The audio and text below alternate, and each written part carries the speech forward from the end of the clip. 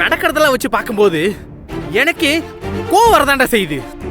ஆனா அதுக்காக ஆத்திரமே பட்டுட்டு இருந்தா ஆக்கப்பூர்வமா எதுவுமே செய்ய முடியாதுடா. என் கண்ணு முன்னாடியே என் காயத்ரிக்கு பூவையும் புடவையும் வாங்கிட்டு வந்து கொடுக்கறான்.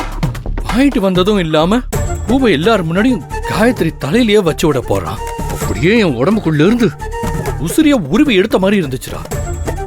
ஆனா நீ ஒன்னு கவனிச்சியா?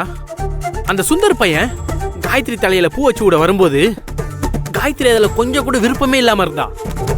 அதெல்லாம் வச்சு பார்க்கும்போது எனக்கு என்னமோ காயத்ரிக்கு அவன் மேல விருப்பமே இல்லைன்னு தான் எனக்கு தோணுது. அந்த ஒரு விஷயம் மட்டும் கிளியர் கட்டா தெரிஞ்சிருச்சுன்னா நான் எதுக்கிட்ட இப்படி நொந்து நொந்து சாக போறேன்? காயத்ரி கிட்ட என்னோட லவ்வ சொல்ல முடியாம தயங்கி இருந்தப்ப கூட நான் இவ்வளவு கஷ்டத்தை அனுபவிச்சதே இல்லடா.